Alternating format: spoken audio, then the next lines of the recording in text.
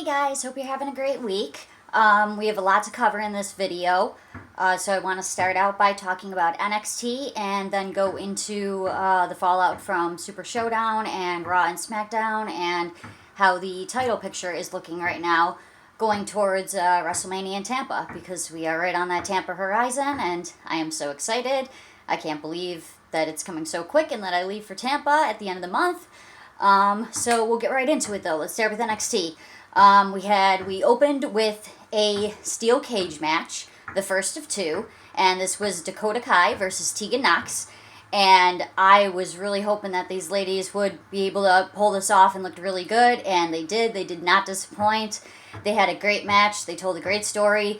The finish was so creative. I really enjoyed it.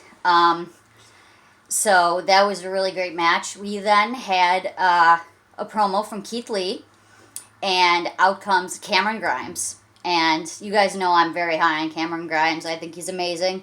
And this was some great stuff from him. The crowd was all over him. It was fantastic. It was so much fun to watch. So I really enjoyed that. And it was great to see him get so much crowd reaction. So, hopefully he'll be thrown in the mix for TakeOver Tampa too. Looked really great. Undisputed Era versus Danny and Oni. Undisputed Era picked up the win there. And then we had our second cage match in the main event, which was the Velveteen Dream versus Roderick Strong. And I think the chants in this match kind of stole the show. Not in a bad way, though. I know we sometimes like to blame the crowd for kind of putting themselves over, but they were absolutely hilarious in this one. I love the Full Sail crowd. They're so enjoyable, and they come up with the most creative stuff. So this was kind of an unintentionally funny match. So, but the ending of this match, again, was really great. It was really great to see two awesome steel cage matches in one show, both with creative and awesome endings. Really enjoyable. We did not really see that coming from Dream, but it looks like this was the plan all along. Dream is a very strategic wrestler. He's a very mastermind and good at the mind tricks. So this was him kind of showing the world what he wants and what his real goal is. So that was really great, and possibly setting up Cole vs. Dream for TakeOver Tampa. All right, so then let's go to SmackDown. We had a returning Sasha Banks, which that's my favorite female wrestler, so I was so excited to see her back. I was freaking out.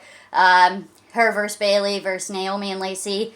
Huge fan of all four of these women. I've told you guys many times what a huge fan of the SmackDown Women's Division I am. And Naomi and Lacey picked up the win.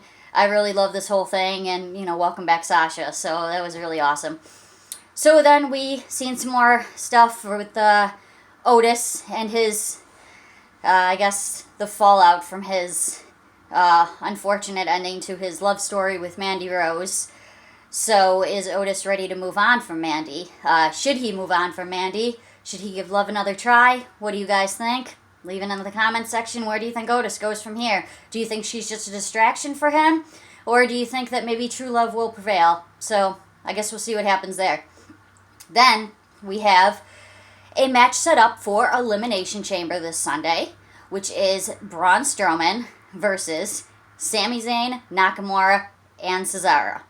So, this was a little devious plan, a little masterminding, a little conniving by Sami Zayn, but I enjoyed it. Sami Zayn proving that the pen is mightier than the sword, and pulling some tricks out of his sleeve on Braun Strowman's contract for the match. So this is now a 3-on-1. So I've had complaints in the past about how they've tended to do it where they have a bigger, more dominant wrestler defeating 2 or 3 opponents. And I don't like that storyline-wise. I don't like that logic-wise, especially when it's 3 very credible opponents. So if they are going to do that here, the only way I would be, okay with Braun winning is if there was some sort of turn in the match. And I've said from the beginning what I kind of want all along is somehow Sami Zayn costs them this match and it sets up a potential future feud with him and Nakamura, because I would really love to see that. So I guess we'll see what happens there too with Elimination Chamber this Sunday. The glitches, if you want to call them that at this point, continue. The little flashes of imagery we've been seeing on SmackDown. So kind of what I want you guys to do, because I think we've all heard the big rumor of who this is going to be, but then we're also still seeing these glitches on NXT. These flashes of imagery, and they're getting more detailed on the NXT side of things with doomsday images and clocks, and now we're actually seeing TikTok, and we're hearing the clock go TikTok. So it pretty much seems all but set in stone. How are these two things going to tie together? Is he going to debut on SmackDown, or is he going to debut on NXT?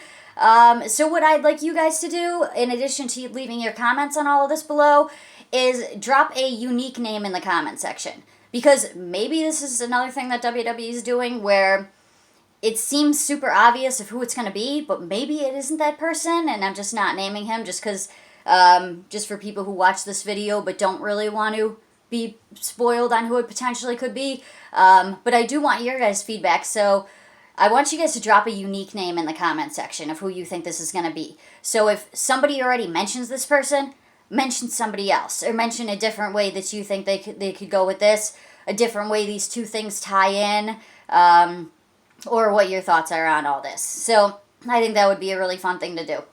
So then we had John Cena. So I'm super excited about that. John Cena coming home, and I don't just mean Boston. So welcome back, Cena. Just always feels really special. He's just he's such a master on the mic, and I gotta admit, he kind of got me here with the stuff he was saying. You do never know, and it's like kind of with the Undertaker too. Like we never know when it is gonna really be it, and you just gotta cherish these moments. So it's like when guys like that come on the screen, it's always just so super special. So he really did have me going there, and that ending was so awesome. I don't even know what to say. Like, looks like we're getting The Fiend versus John Cena for WrestleMania. So I'm excited about that. Another really exciting thing for this story, and I know John Cena has said that he will, from now on, mostly just be a part-timer, and we won't be seeing him there as often. But I also do think it's interesting that one thing that we know about The Fiend is when you wrestle him, he changes you. He kind of changes you, not necessarily that he changes you, but he changes you back to a previous version of yourself. You regress. We've seen it, with Daniel Bryan, we've seen it with The Miz, we've seen it with a lot of people who have wrestled The Fiend. So will this happen to John Cena? Are we going to get Thuganomics John Cena back at some point? So that's just an interesting kind of take on that as well. Alright, so moving on to Monday Night Raw, we had a really great tag team match. Angel Garza and Andrade versus Rey Mysterio and Humberto Carrillo. This match was awesome. I loved it. I mean, what more can you say about these four guys? Four amazingly talented wrestlers that just gel really well together. So their chemistry in the ring, all four of them, is fantastic. I think with Rey Mysterio, a guy who is obviously a legend in the business, but also, how much longer is he going to be doing this for? But he was able to pull a really great match out here. So it was nice to see him have a match with people that he had real great chemistry with. All four of these guys had great chemistry. All four of these guys, especially Andrade, Garza, and Carrillo, are, future major stars in my opinion. They all have everything it takes. So this was a great match. So we got to take the good with the bad, though. The bad was, let me know about how you feel about this in the comments below. But I know we all in the wrestling community don't always agree on everything often, but that Eric Rowan cage thing, I don't know, you guys. I am, anybody who knows me knows I am, one of the most arachnophobic people you will ever meet. Spiders completely terrify me. I will have an anxiety attack, a panic attack over seeing a spider. But that did nothing for me. That little gadget they picked up at Spirit Halloween, I don't know. It didn't didn't do anything for me. So, let me know what you guys thought of that. It was a long pending storyline that, in my opinion, at least for me personally, was kind of a letdown. But then they did make up for it. The ending, oh my god, the Randy Orton, Beth Phoenix stuff. You guys, I loved it. I think this is the best segment on Raw in so many months. This was just, it was so brilliant. It felt so real and organic, and they both did such a great job with it. The stuff that Randy was saying, it just, the reasoning for this coming from a lot of people. I love him more than you do. Might have sounded cheesy coming from somebody else's character. Randy was able to pull this off and make it so believable and so heartfelt, and it was like, we hate you, but in a way we get it. Like, it's like I guess it's like a mercy killing, and from Randy's point of view. And then what he did to Beth at the end. So, total shocker there. Unbelievable segment from both of them. I really, really enjoyed that. Like I said, honestly, for me, one of the best things in Raw in many months. I know I don't talk about Raw very much on this channel. There's a reason for that. Raw hasn't really been that, hasn't really had that many great moments that I felt were, worth discussing when we have this many hours of wrestling program per week. Only so much we can talk about. But this, it's a pleasure to talk about. That's something that I feel strongly about. I love that segment. So, good on Raw for that one. Alright, so let's talk about, to end this video, I just want to talk about the title picture and what we got looking like for WrestleMania, what we have heading into Tampa.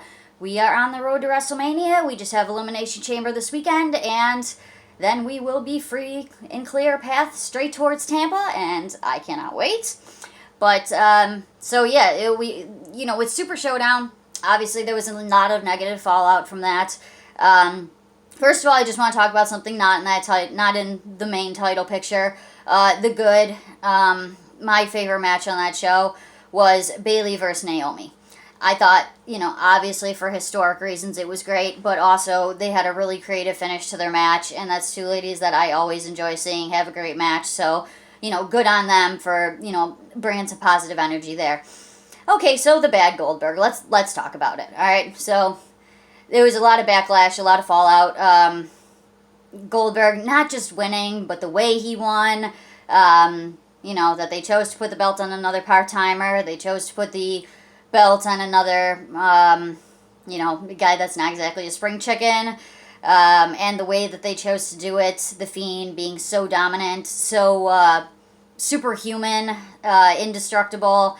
And then he loses in like 6 minutes to Goldberg. So I'm with you guys on that, though. I didn't love it. I thought it was the outrage was sort of justified there from everybody. So yeah, but that was the bad. But sometimes out of the storm comes a rainbow. So we got to focus on the positive. We are heading into Tampa, and we got some good stuff there looking on the horizon. We got Cena versus Bray, and now it looks like Goldberg, and who's next will be Roman Reigns. So hopefully that works out in Roman's favor, not just winning the match and title-wise, but also fan reaction-wise. So hopefully he can keep that going. And the last thing I just want to touch on real quick is I think it's super cool about the Macaulay Culkin stuff. Obviously, we've heard that going around his tweet about WrestleMania, and I love that guy is being so much of a fan about this. And I also think it's interesting, the stuff with Mark Wahlberg dressing AJ Styles. That feels like the WrestleManias of old to me. We're getting these names talking about WrestleMania, and it kind of brings that, big feel to the event, which I really love. I don't think we need to overload it with, it's a very long show. It's going to be a long show regardless. We know that. I don't think we need to overload it with part-timers. I don't think we need to overload it with legends. I don't think we need to overload it with celebrities. But the little sprinkling here and there that's going on right now is really nice to me. I like it. Feels like WrestleMania. Feels like it's going to be an exciting show. I can't wait. We're on the road to Tampa, guys. I got my little palm tree decorations up around this place so I can get in the mood for Tampa. I'm so excited. So I'll see you guys next week. Love you. Like, view, comment, subscribe, all that. Don't forget to give me your comments on the Otis stuff and the SmackDown and NXT glitches. Have a great week. Love you. Bye. Mwah.